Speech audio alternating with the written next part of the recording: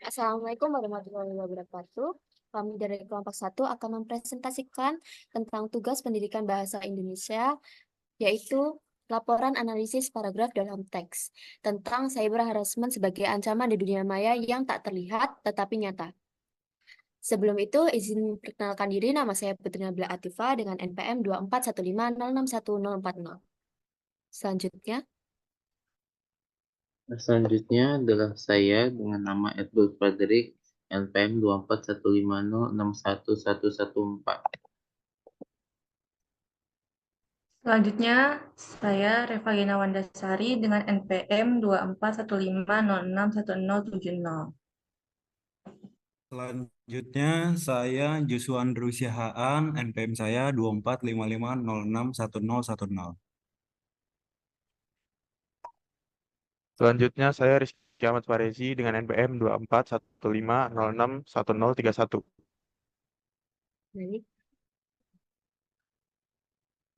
Di sini yang pertama, kami akan menjelaskan tentang analisis syarat paragraf yang baik.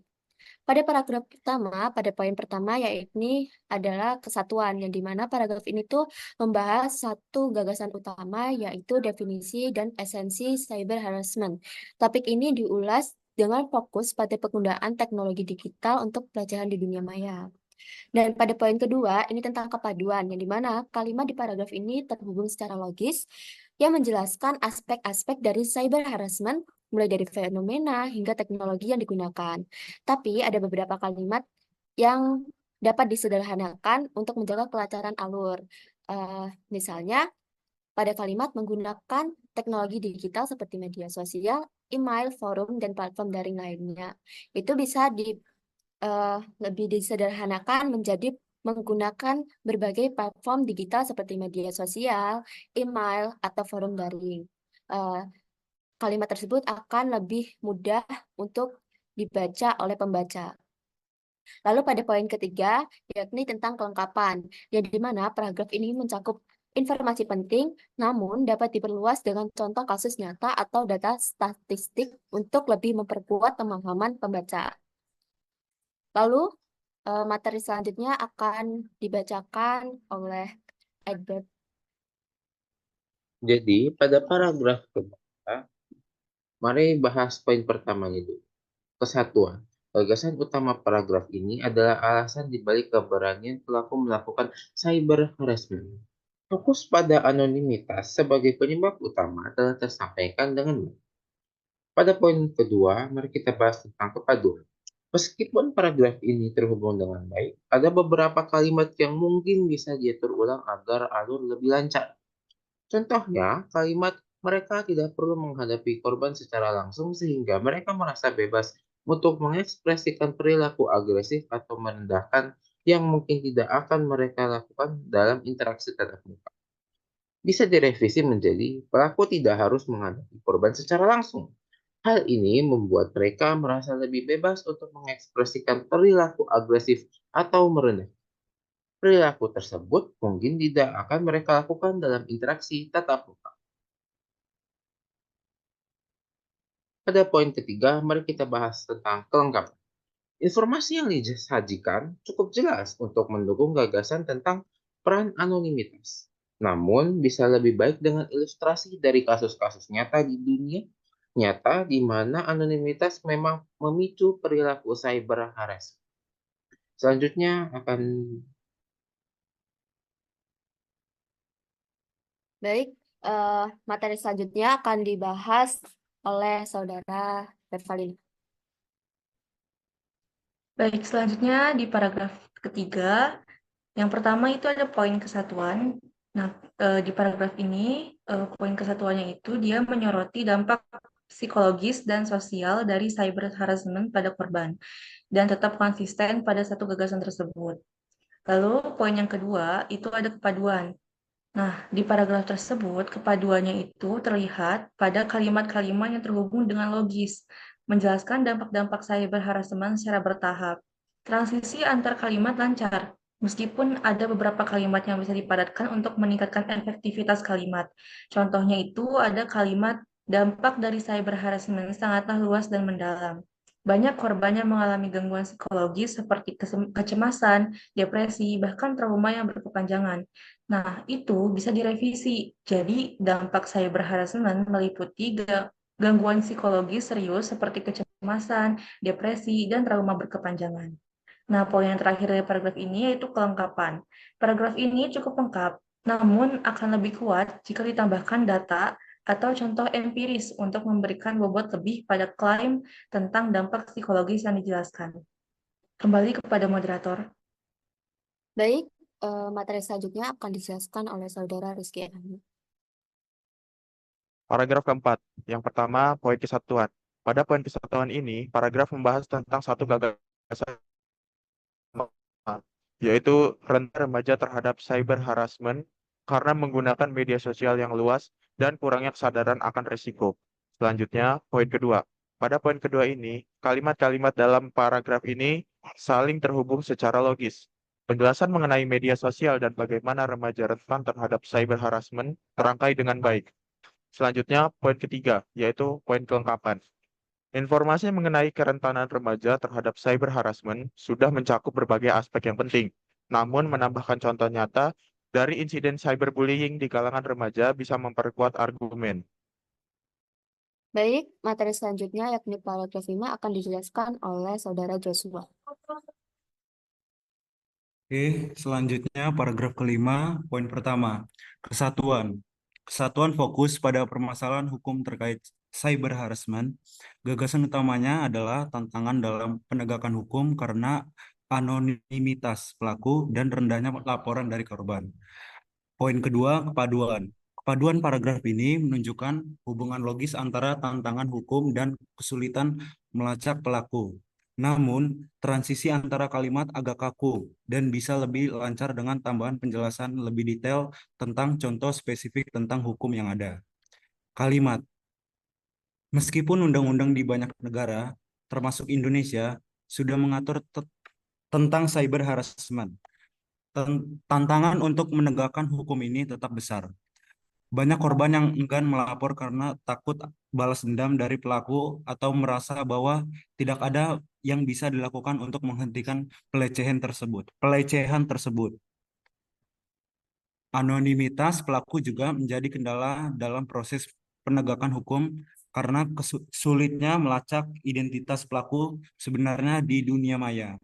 Bisa direvisi menjadi meskipun undang-undang di banyak negara, termasuk Indonesia, sudah mengatur tentang cyber harassment, tantangan untuk menegakkannya tetap besar.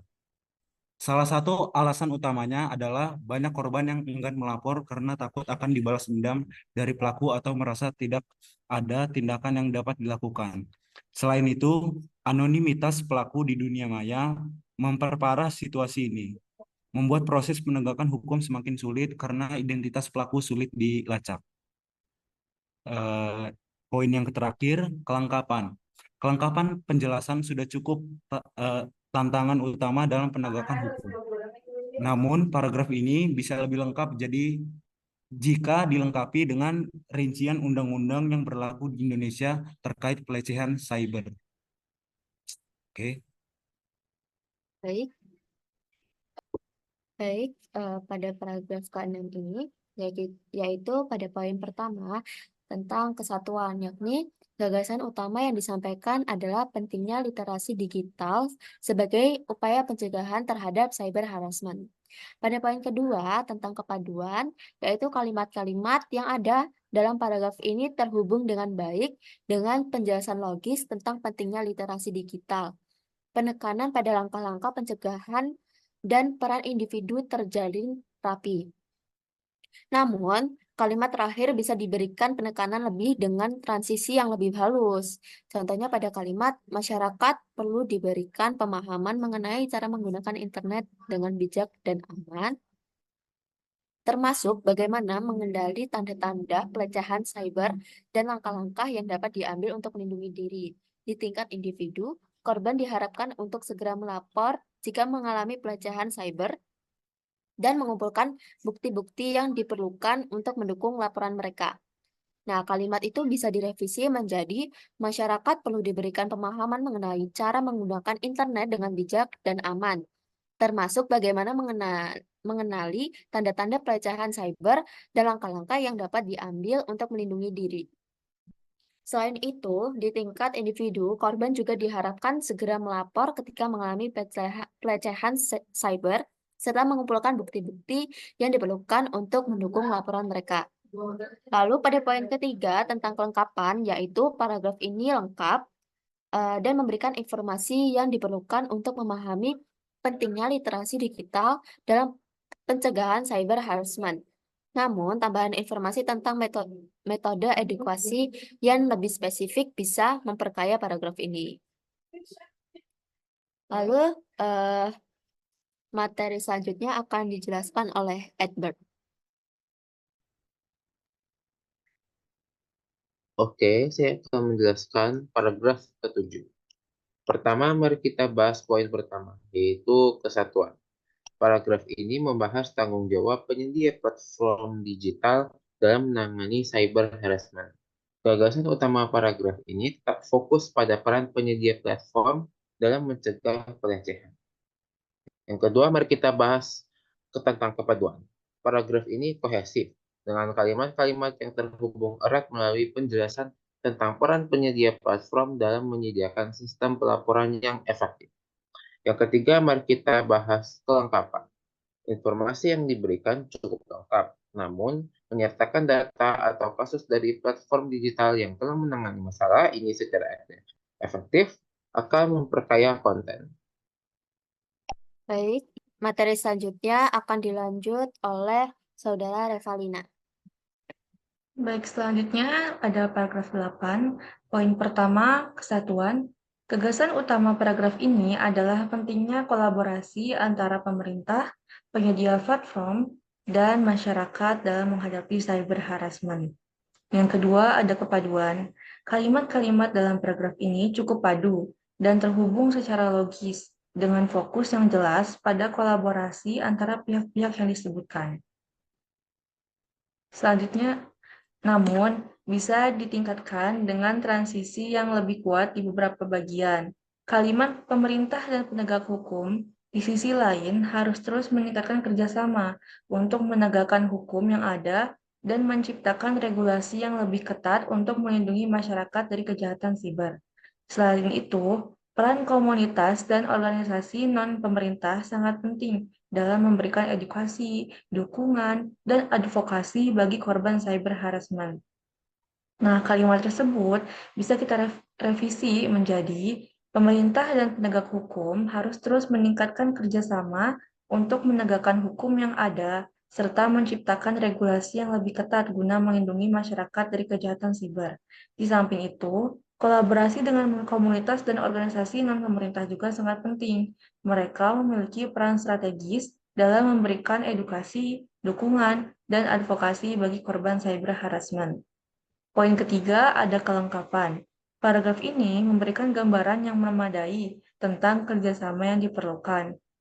Namun, bisa diperdalam dengan rincian lebih spesifik mengenai jenis kolaborasi yang dimaksud. Baik, selanjutnya ada di bab 3, yaitu tentang analisis teknik pengembangan paragraf. Pada paragraf pertama ini akan dijelaskan oleh Saudara Rizky Ahmad. Baik, paragraf pertama. Poin teknik pengembangan. Dalam poin teknik pengembangan ini, generalisasi ke spesifik. Pada awal paragraf, penulis memperkenalkan fenomena umum cyber harassment secara definisi. Setelah itu, paragraf secara bertahap mempersempit cakupannya dengan menjelaskan bagaimana fenomena ini berkembang seiring dengan perkembangan teknologi.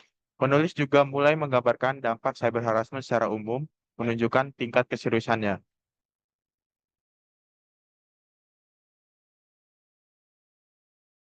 Baik, paragraf kedua dilanjutkan oleh Saudara Joshua. Oke, pada paragraf kedua, eh, teknik pengembangan. Kausalitas paragraf ini menggunakan teknik kausalitas dengan menjelaskan hubungan antara cyber harassment dan berbagai bentuknya.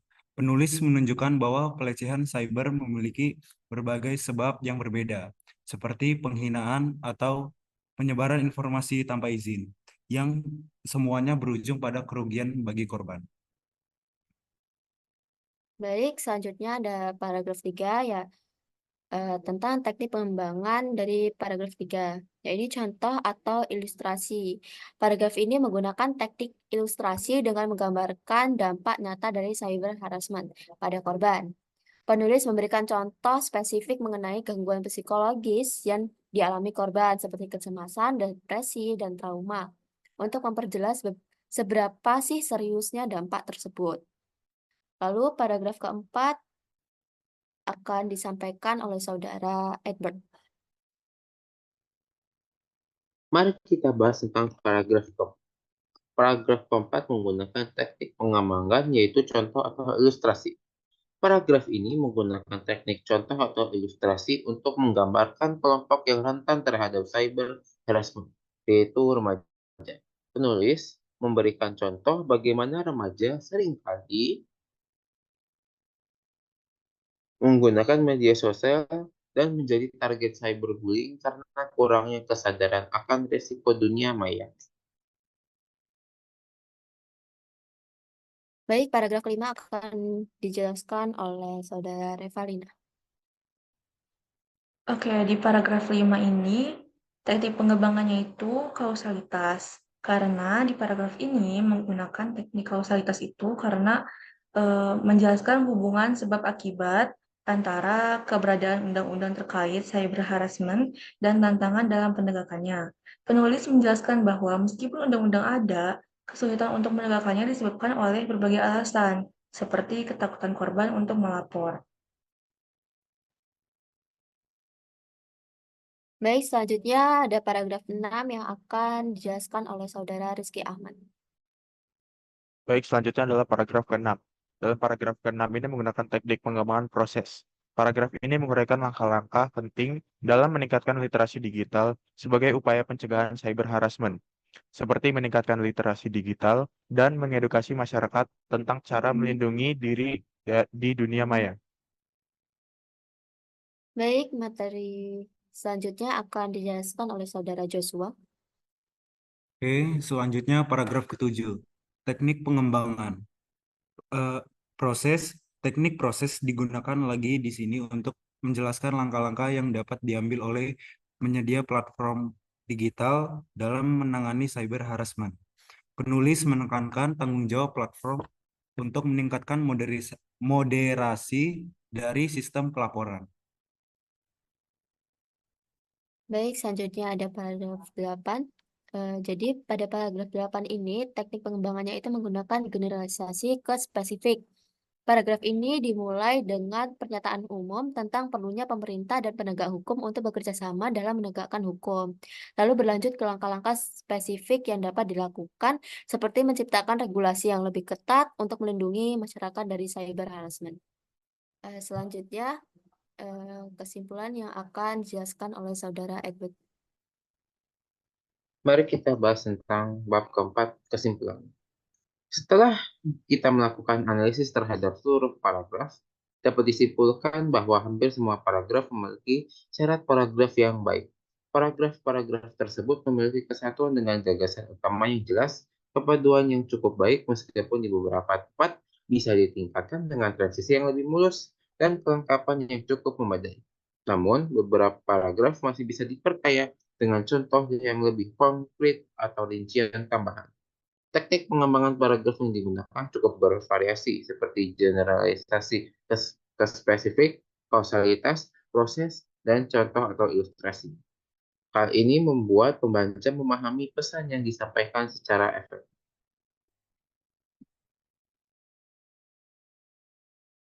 Baik, sekian presentasi dari kelompok 1. Kurang lebihnya kami mohon maaf. Wassalamualaikum warahmatullahi wabarakatuh.